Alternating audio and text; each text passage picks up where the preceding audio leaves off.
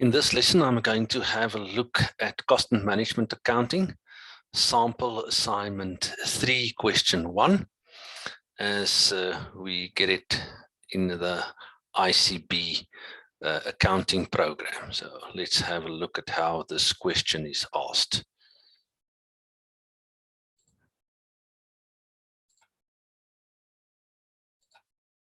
Okay, there's the question. Activity-based costing. It says best CC uses activity-based costing to calculate product cost for internal reports. The business has 3 activity centers and applies overheads using predetermined overhead rates for each activity center. And then they give you the estimated cost and activities for the current year. And then they also give you the actual cost and activities for the current year. So what they give you is they give you the 3 activity centers, those being machine setups, product assembly, and packaging. And then what is expected? Well, they are expecting 6,000 machine setups in the year, 3,750 assemblies, product assemblies for the year, and 5,250 packaging activities for the year, and each of those has an estimated overhead cost for a total of 210,000 and a little bit of cents.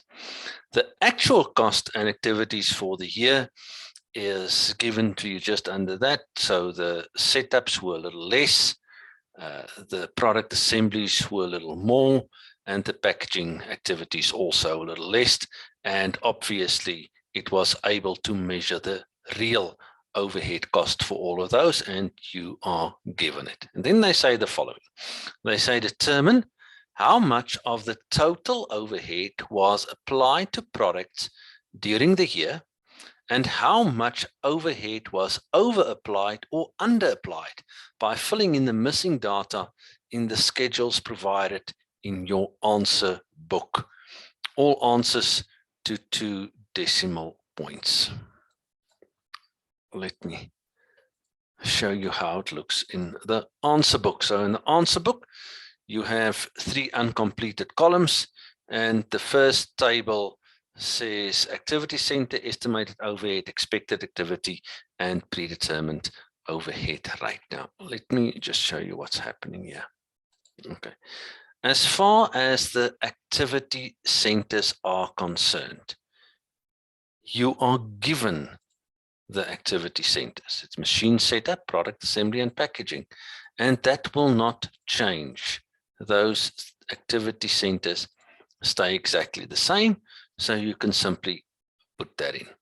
Then the estimated overhead was given, okay, as well as the expected activity. And I've just split this into 2 columns so that I can actually use that cell in Excel as to see the 6,000 and not to read it as text. Okay. So what do I need to do? Well, if I have an estimated overhead and I know how many activities there are going to be, then by dividing, I can calculate my predetermined overhead rate. So 31,507.50 cents divided by 6,000 will give me R5.25 per setup, or R25.21 per assembly, or R16 per package. Okay, so if I have my estimated overheads and I have my estimated expected activity, then by simply dividing, I can calculate my predetermined overhead rate. Now, if I go to the next table, then the first thing I do is I put down the predetermined overhead rates that I've just calculated. Okay, where did I get that from? From table 1. Then they gave me the actual activity. I have this. This is no news for me. And if I have the actual activity, then by multiplying, I can see what the applied overhead was. So what did I do here?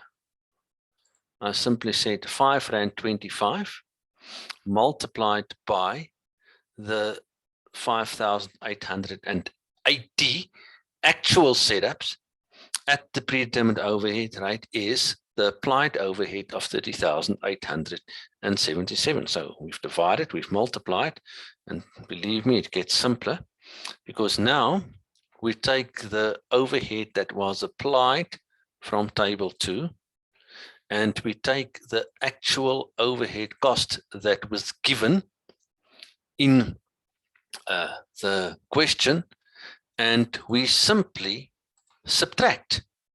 We subtract the actual from the applied overhead. Okay, and then we will see whether there was an over or an under application.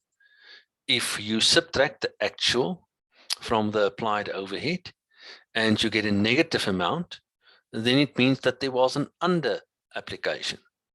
If you subtract the actual from the applied overhead and you get a positive amount, then there was a over application of the overhead for that specific activity center. And now what we can do is we can simply total all these columns. And then here at the bottom, we see that in total, there was an under application of 2,710. So that is what my result is. My result is an under application. Why? Because the number is negative. And I just put in the amount there of 2,710. And we have answered the question. Let's have a look if indeed we did. Well, determine how much the total overhead was applied to products. Yes, we look at how it was applied and how overheads was over or under applied. Yes, we calculated it there. And then they say all answers to 2 decimal points. But of course, it's rands and cents, so it will be in 2 decimal points. And that is how we do assignment 3. Question 1 on activity-based question. It's a really simple question and marks for nothing.